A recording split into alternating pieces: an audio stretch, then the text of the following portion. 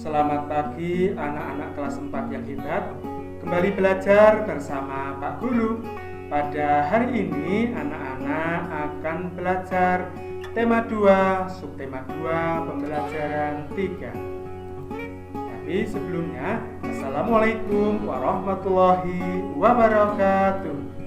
Bagaimana kabar anak-anak hari ini? Pak Guru doakan anak-anak dalam keadaan sehat. Baik anak-anak, sebelum memulai pembelajaran pada hari ini, marilah kita berdoa dengan mengucap basmalah bersama-sama. Bismillahirrahmanirrahim. Semoga dengan berdoa kita semua diberi kemudahan dan kelancaran dalam pembelajaran hari ini. Baik anak-anakku yang Pak Guru banggakan, pada pembelajaran hari ini anak-anak akan belajar tentang manfaat energi dan teks petunjuk melakukan sesuatu. Tujuan anak-anak belajar pada hari ini, dengan membaca, anak-anak mampu memahami manfaat energi listrik dengan benar. Dengan membaca, anak-anak mampu memahami teks petunjuk dengan benar. Baik anak-anak, mari kita belajar pembelajaran 3.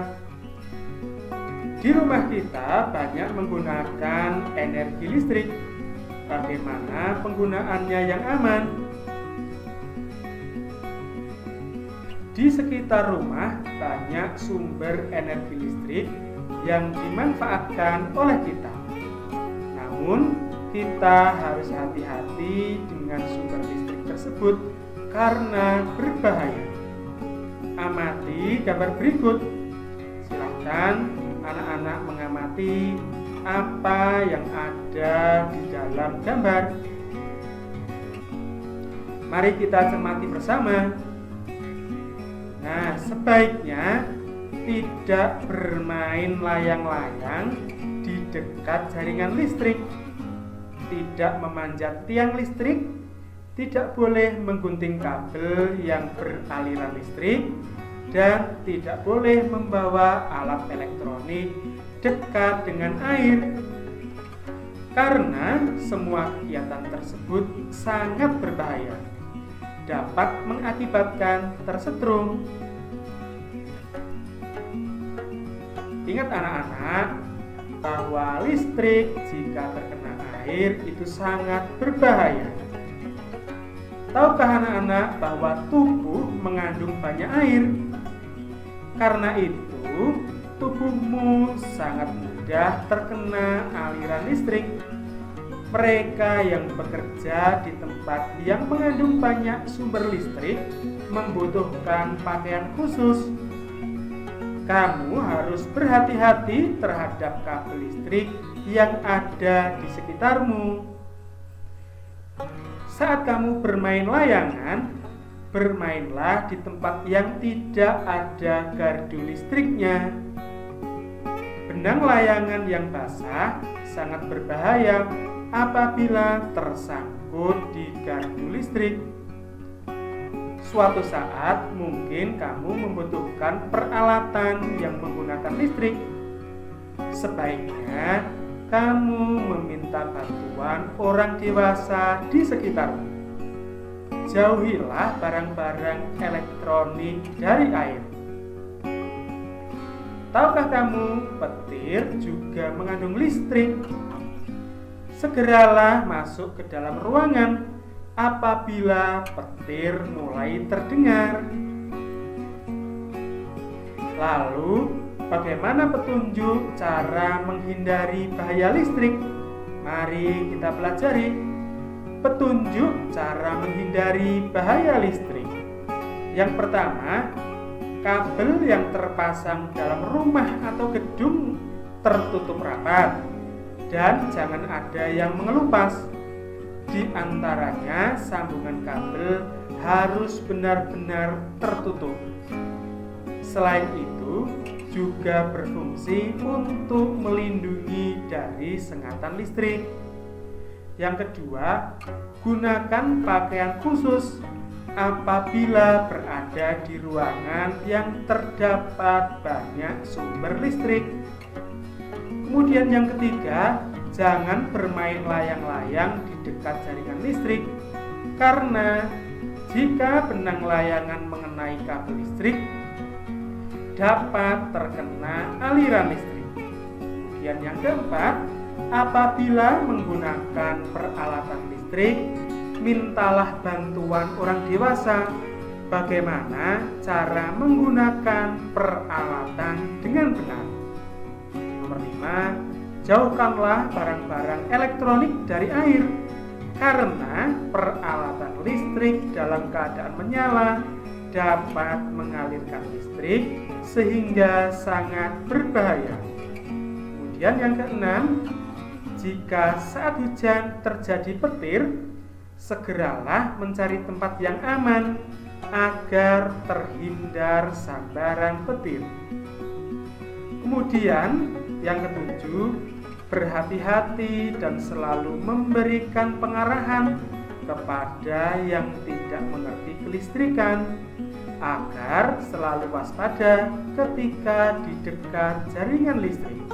Itulah petunjuk cara menghindari bahaya listrik. Listrik sangat bermanfaat bagi kehidupan kita, tetapi kita harus berhati-hati dalam penggunaannya.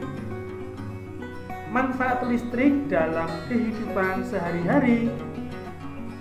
Yang pertama, menghidupkan lemari es atau kulkas yang berguna untuk menyimpan beberapa jenis makanan agar lebih tahan lama.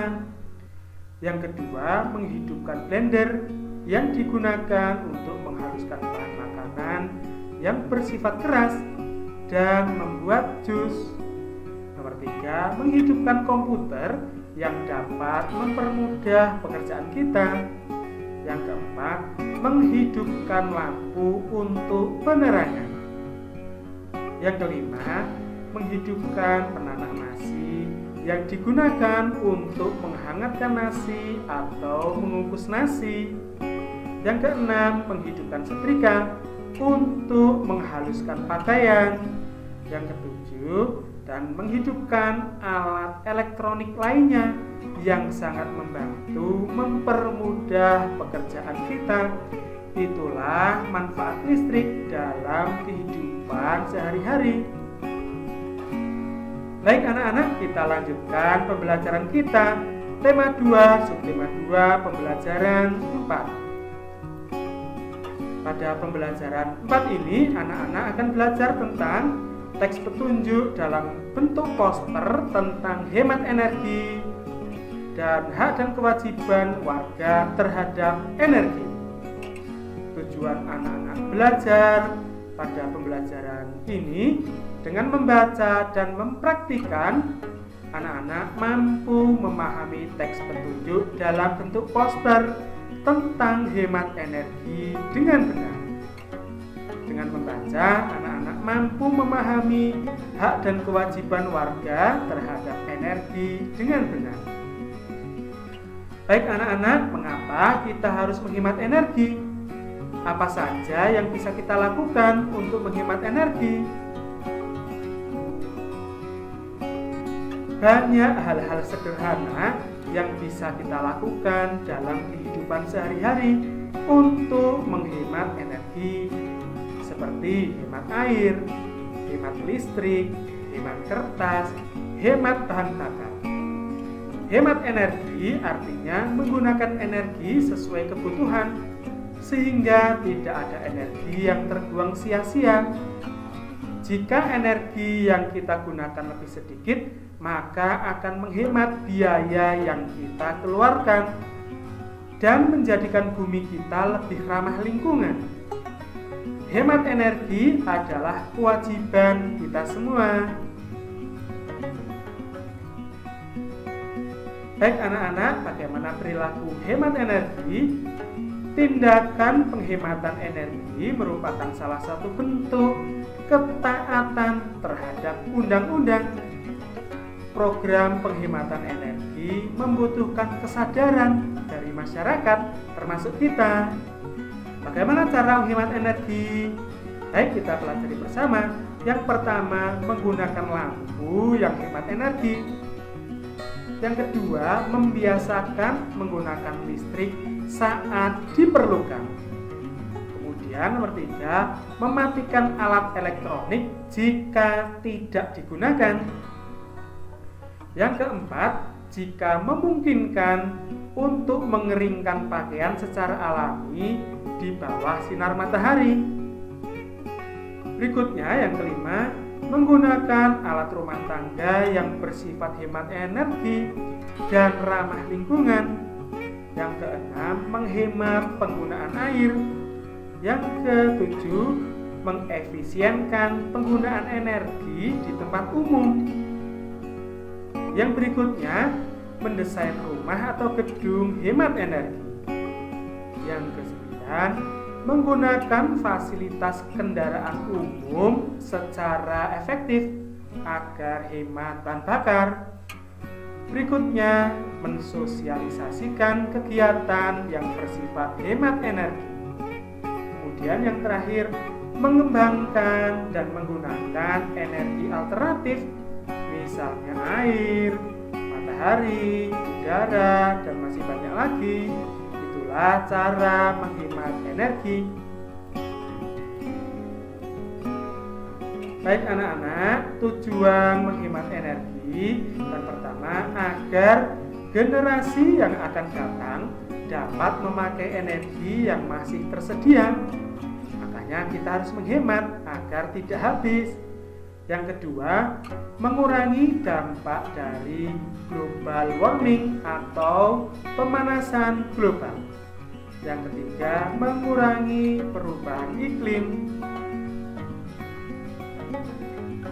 Baik anak-anak, mari kita cermati poster hemat air di bawah ini.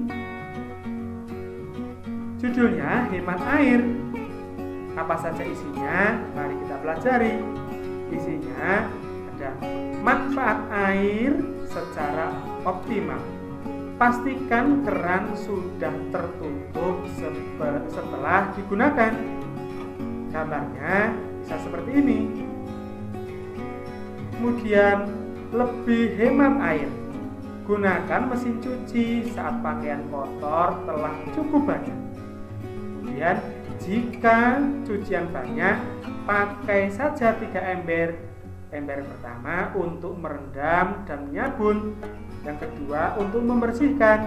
Yang ketiga untuk membilas. Kemudian mandi berendam paling boros air. Mandi dengan gayung 3 kali lebih boros. Usahakan mandi dengan pancuran dan tidak berendam. Kemudian saat gosok gigi, cuci muka atau mencukur, pastikan keran air tertutup. 1 menit air mengalir, 9 liter air terbuang. Kemudian lebih baik mencuci mobil dengan lap dan ember. Mengguyur mobil 15 menit berarti beratus-ratus liter air terbuang. Nah, itulah poster tentang hemat air. Anak-anak nanti juga bisa membuat poster hemat energi yang lain. Baik anak-anak, lalu bagaimana dan apa itu poster? Poster adalah plakat yang berisi gambar dan tulisan, biasanya dipasang di tempat umum berupa ajakan, pengumuman atau iklan. Poster ada 4 macam. Yang pertama, poster niaga. Poster niaga berisi mengenai suatu produk yang ditawarkan kepada masyarakat. Yang kedua, poster kegiatan. Poster kegiatan digunakan untuk memberikan informasi mengenai suatu acara. Di dalam poster ini biasanya berisi nama acara, lokasi, waktu dimulai acara. Yang ketiga adalah poster pendidikan. Poster pendidikan berisi hal-hal yang bertemakan pendidikan pendidikan. Contohnya, sosialisasi sebuah program pendidikan, ajakan hemat energi, dan lain-lain. Yang keempat, poster layanan masyarakat. Poster ini berisi mengenai sosialisasi tentang program baru yang dibuat oleh pemerintah kepada masyarakat. Itulah macam-macam dari poster. Baik anak-anak, bagaimana ciri poster yang baik? Ciri poster yang baik yang pertama, kalimat yang digunakan berisi ajakan dan mudah dipahami banyak orang. Yang kedua, kalimat yang digunakan harus singkat, jelas, dan padat. Yang ketiga, gambar yang digunakan menarik dan sesuai dengan tema. Yang keempat, penataan serasi dan menarik. Yang kelima, ditempel atau dipajang di tempat umum.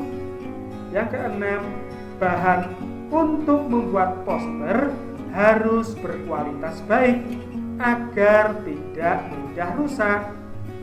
Lalu, bagaimana cara membuat poster? Yang pertama adalah kita harus menentukan topik dan tujuan poster.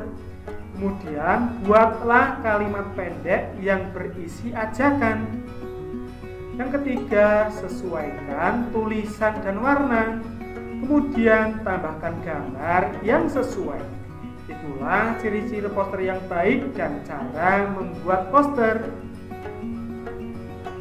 Baik anak-anak, sebagai tugas anak-anak silakan membuat poster bertema hemat energi dengan ketentuan sebagai berikut. Yang pertama, kerjakan di buku gambar anak-anak. Kemudian, gambar dan tulisan harus jelas terbaca. Kemudian, diberi warna yang menarik. Silakan anak-anak buat dengan semangat, hindari kesalahan. Dan pastinya nanti anak-anak bisa mengirim hasilnya ke Pak Guru. Pak Guru tunggu ya. Baik anak-anak, alhamdulillah pembelajaran hari ini kita akhiri sampai di sini. Pada pembelajaran selanjutnya, anak-anak akan belajar tentang tinggi rendah nada dan sumber daya alam batu bara. Pesan Pak Guru untuk anak-anak hari ini, anak-anak harus selalu berdoa, bersyukur, dan beribadah tepat waktu.